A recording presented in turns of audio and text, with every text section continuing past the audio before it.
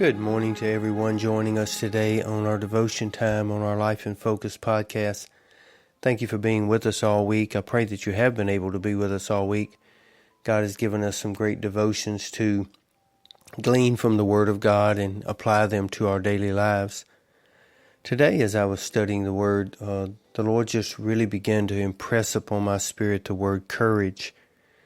In this time and season in which we live in, one of the things that the house of the Lord needs more than anything right now is the courage to stand firm against not only the things that are going on in the world, but to stand for the reputation and the glory of God. He lives in us, He lives through us, and we should be that light that shines even when everybody else may be pulling back. We need to be pressing forward. And in 1 Samuel chapter 17 this morning, if you know it, you know it's a familiar story that we've learned even from our childhood. It's the story of David and Goliath. And there are so many different applications you can make through that story. But there's one place in this story that God brings us to this morning. It's just one verse that He pulls out. David had gone up to see what was going on with the battle and to check on his brothers. And his brother actually began to kind of scold him because he had came to the battlefield. And David replies to his brother, but he's also speaking a truth to the church today. And I want to read that this morning in 1 Samuel chapter 17, verse number 29. When David said, "What have I done? Is there not a cause?" What he's saying to his brother, is there not a reason for me to be here? Is there not a reason for me to be part of this battle? Is there not a reason for us to stand against the bullying and the pressure that the enemy is trying to place on God's people?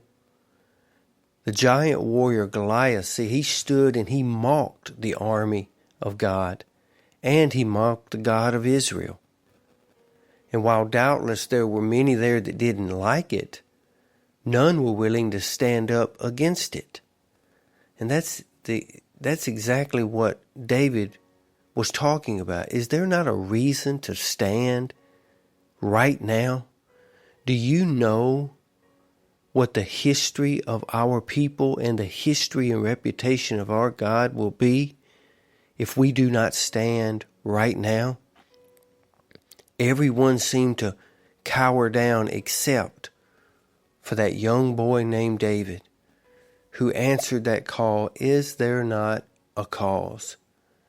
David and Goliath, it's a colossal mismatch that's so striking in its story that it has made its way into even the secular world refers to the story of David and Goliath, the one who seemingly could not win versus against the one who could not lose.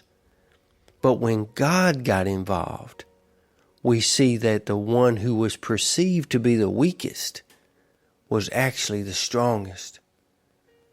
Left out of this story sometimes is the one thing that gave David the strength and the courage to stand, even against all odds. So this morning I ask you, what inspired David's courage? What drove him to march forward even when everyone else was pulling back? Church, I believe it was the realization that there was a cause greater than Israel. There was a cause greater than Goliath. There was even a cause greater than his own life. David's main concern was the glory and reputation of God. Are you willing to stand even in the face of assaults, even in the face of peer pressure, even in the face of bullying today? You may be the only one willing to stand, but will you stand? Would to God today if we could have more people like David in our classrooms this morning, in our office and workforce today, maybe in the barracks of our military, there was people with a heart like David. Even within the walls of our prisons, even in our homes, and yes, even in our churches. Having done all to stand, the Apostle Paul said, we need to stand therefore and gird ourselves and be ready for the battle. In every generation there has had to be men and women who were committed above all else to stand for the glory of God. Today, I don't know what you're facing when you go out. Maybe there is peer pressure. Maybe there is some bullying. Goliath was a bully. Goliath taunted David. He taunted Israel. He wanted to draw them into a fight. But he was looking at their physical abilities and said, they're no match for me. But then came one who said, this battle is not mine. This battle belongs to the Lord. And if I stand for God, I know He'll stand for me. Our government needs the church to stand. Our homes need the church to stand. Listen, even the world around us is looking for somebody to stand. Will you stand encouraged today and be that one that would say, no matter what everybody else does, I'm going to do what's right in the eyes of God. And I pray He gives me the courage and strength to do that today. I speak that over you today, that God would anoint you with courage and strength. It's already available.